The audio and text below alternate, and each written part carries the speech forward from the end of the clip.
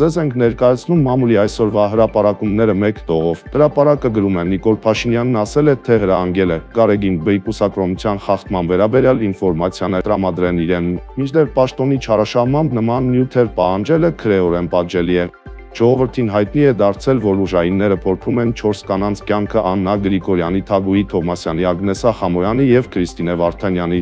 Հրապարակը փոխանցում է, որ երբ լրագրողները մոտեցել են Արարատ Միրզոյանին, վախվորած ետ է քաշվել ու հորդորել իրեն մոտ չգնան, չի կարողանում հաղթահարել հոգեբանական վախերը։ Ժողովուրդը հայտնում է, որ հակակոռուպցիոն կոմիտեում կադրային ջարդը շարունակվում է։ Հրապարակի տեղեկություններով Սամվել Բաբայանը դիմել է քննչական կոմիտե քրեական վարույթ նախաձեռնելու համար, դա վերաբերում է 98-ին սպանված Վարամ Խորխորնու գործին։ Ժողովուրդը նշում է, որ Արթուր Պողոսյանը քննչական կոմիտեի միակ ղեկավարն է, ում օրոք իր աշխատակիցները հափշտակեցին $590,000։ Հրապարակը տեղեկացել է, որ Ամբակում Համբարյանի կողմից ազատված պաշտոնյան հաղթել է դատարանում։ Որոշվել է, որ պետք է հարկադիր պարապորտի դիմաց փոխհատուցում ստանա։ Ժողովրդի փոխանցման Բագրատ Սրբազանը հայտարարել է, որ չի պատրաստվում որևէ ընտրության մասնակցել Նիկոլ Փաշինյանի ու նրա թիմակիցների հետ։